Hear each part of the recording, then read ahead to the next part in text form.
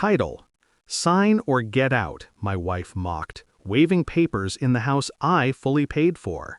She smirked as if throwing me out would break me.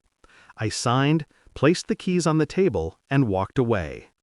Start. Her voice cut like glass across the living room I built. My house, my walls, my money. She smirked as though tossing me out would break me. She slid the papers across the table, the ink still fresh from her lawyer's hands. I didn't argue, I didn't plead, I signed. I placed the keys down, my silence echoing louder than any words. She thought she'd won. She thought she'd stripped me of everything. The next morning, her elite lawyer screamed at her, "Do you have any idea what you just let him do?" That was the moment my revenge began to breathe. We were never meant to end this way. I remember when her laughter filled these rooms, back when we planned futures instead of funerals for trust. She once held my hand with warmth, not calculation. I loved her enough to put her name on everything I owned. She repaid me by putting her lips on another man. I suspected before I knew. Late-night messages, business meetings that ran too long. The way she smiled at her phone, then dimmed when she saw me watching. She thought she was clever. She thought I was blind. The truth revealed itself in fragments. Receipts, hotel bills, a scarf that wasn't hers in the back seat of her car. The final piece came in her own voice, recorded, whispering promises to him that she never kept to me. That was the night I stopped being her husband. That was the night I became her executioner. Revenge is never loud. It's patient. It listens. It plans. I played the fool in her theater. I laughed when she mocked me.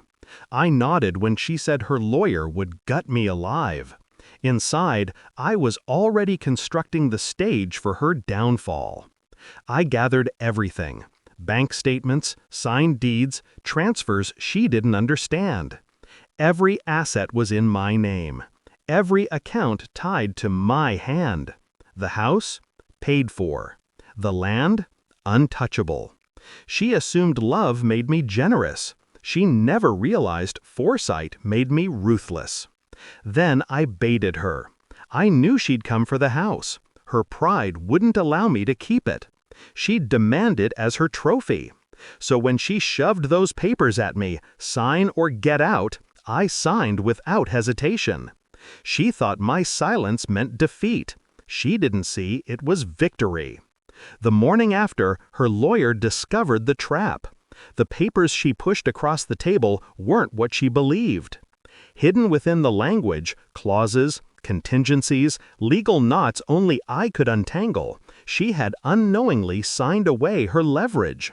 She had forced me to sign, a document that stripped her of any future claim. I left her the house. Empty walls, expensive furniture, shallow echoes. But not the deed, not the land beneath it. She had custody of bricks, nothing more. And the accounts? Frozen. Every penny she thought she could bleed from me was already shifted, protected, sealed by law.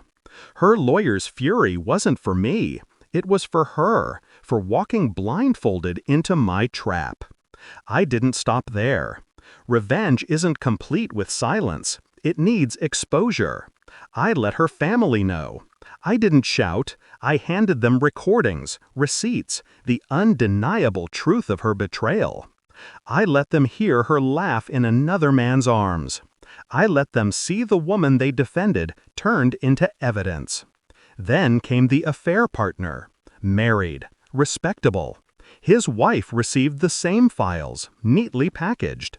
A gift from me to her. The fallout was nuclear. Friendships collapsed. Families recoiled. Her name, once painted in gold, was smeared in scandal. The man she betrayed me with abandoned her to salvage his own wreckage. She stood alone, clutching a house she couldn't keep, surrounded by walls that whispered her shame. The confrontation came quietly. She called me, voice cracking, No trace of the woman who once mocked me. "You destroyed me," she whispered. "No," I answered. "You destroyed yourself.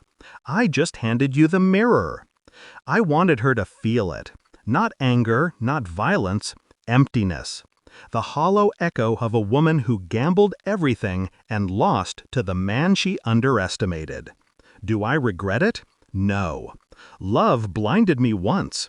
Betrayal sharpened my sight. I learned that silence is a blade sharper than words, and patience is the deadliest weapon of all. She thought signing would end me. Instead, it crowned me. Now, when I pass that house, I don't see loss. I see a monument, a tombstone for betrayal, a victory carved into stone. I walked away whole. She remains, locked inside walls that aren't hers, trapped in a cage she built with her own hands. The keys I placed on that table weren't surrender. They were the chains to her prison, and I never looked back.